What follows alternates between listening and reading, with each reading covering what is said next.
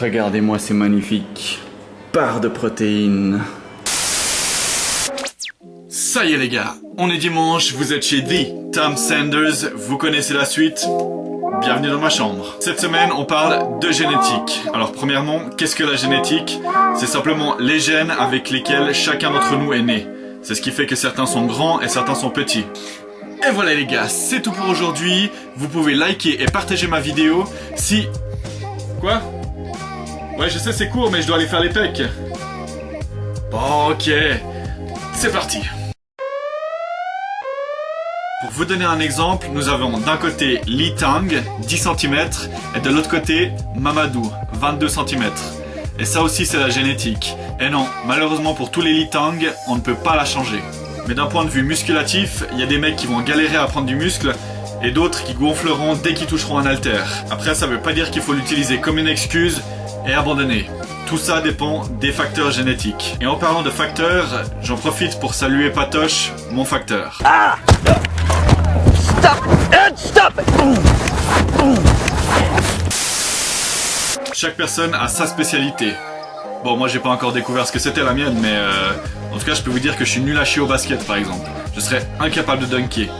Enfin, la partie où tu sautes, ça va, c'est la partie où tu ratterris qui est un peu plus compliquée. Donc si vous faites 1m70 et que votre rêve c'est de jouer en NBA, vous êtes baisé, désolé les gars. Et bah c'est pareil pour la muscu. Certains ont des génétiques incroyables pour construire du muscle, perdre de la graisse, avoir une taille fine ou avoir des gros os. Par contre, si vous avez une génétique de merde pour la musculation, vous pourrez toujours aller aussi loin que possible, mais vous serez sûrement jamais Mister Olympia. Certains sont faits pour certains sports. Si vous prenez les blacks par exemple, comme leur corps a une densité plus importante que la nôtre, et ben en natation, ils sont nuls à chier parce qu'ils coulent plus vite. Par contre, ils défoncent tout à la course. Quoi Arnaud? Mais non, c'est pas parce qu'ils ont l'habitude d'échapper à la police, t'es con. C'est simplement parce que leur génétique est plus adaptée à la course que la nôtre. Le problème, c'est que la plupart des mecs avec une génétique pourrie vont regarder les mecs qui ont une super génétique et vont dire « Ah, stéroïdes !» Si vous êtes né avec une tub de 10 cm comme Lee Tang, vous êtes dans la merde, désolé, mais vous pourrez rien changer à ça. Mais ce même mec qui en a une de 10 cm va pas dire à l'autre qui en a une de 22 cm « Ouais, mais c'est une fausse !» C'est juste qu'il a été mieux gâté par la nature et que toi tu t'es fait niquer au tirage au sort. Mais peut-être que le 10 cm est plus intelligent que le 22 cm. Ou qu'il est plus grand. Donc chacun a ses moins et ses plus. On n'est pas tous nés pour être Arnold Schwarzenegger. Un truc que je peux vous donner pour savoir déjà si vous avez de gros os ou pas, c'est de regarder au niveau de votre poignet. Pourquoi votre poignet? Parce que c'est simplement l'un des seuls endroits sur le corps où vous avez juste l'os et la peau. Et un autre truc que vous pouvez faire pour savoir si quelqu'un a une bonne génétique pour construire de la viande, c'est de regarder des photos de lui avant qu'il ait commencé la muscu. S'il avait déjà un bon petit physique qu'on aurait pu se dire lui il doit faire de la muscu, c'est que sûrement il a une super génétique. Après chacun a ses points forts et ses points faibles, c'est aussi ça la génétique. Moi par exemple, mes bras c'est clairement mon point faible. Et mes points forts, ce sont mes jambes. Mes 3 jambes bien sûr. Mais ce que vous devez comprendre, c'est que la génétique des générations actuelles est complètement pourrie par rapport à la génétique d'il y a quelques centaines d'années. Et la raison est simple. Il y a quelques centaines d'années encore, quand t'avais faim, tu levais ton cul et t'allais chasser ton repas.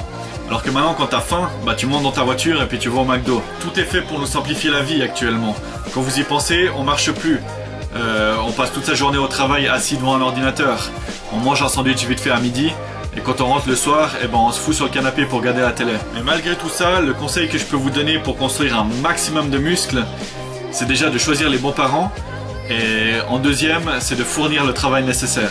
Et c'est là où certains font une erreur. Il y en a beaucoup qui utilisent l'excuse de la génétique pour pas fournir le travail. Alors c'est de savoir, est-ce que c'est possible de réussir dans le bodybuilding avec une génétique de merde?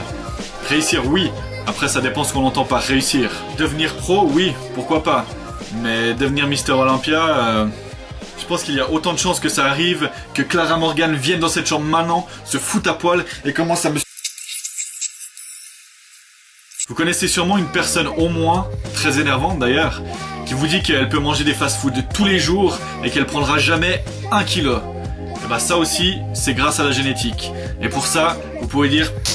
Fuck la génétique. Et oui, la vitesse de votre métabolisme dépend de votre génétique, mais aussi de votre passé. Si vous avez été gras par le passé, il y a de fortes chances pour que votre métabolisme soit moins rapide. Ce qu'il faut comprendre, c'est que 2 personnes peuvent faire le même effort, mais pas brûler le même nombre de calories. L'obésité peut aussi être due à la génétique. Mais attention parce que là je vais m'énerver. Parce que pour moi il y a deux types d'obésité. Il y a l'obésité génétique et il y a l'obésité des gros culs qui trouvent des excuses. Il est vrai que certaines familles sont plus sujettes à un surpoids. Mais ce que je déteste...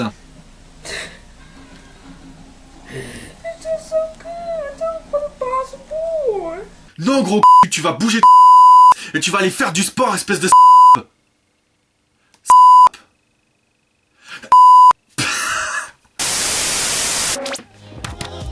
Comme on est en fin d'année, je voulais vous parler d'un projet que j'ai avec Coach Arnaud.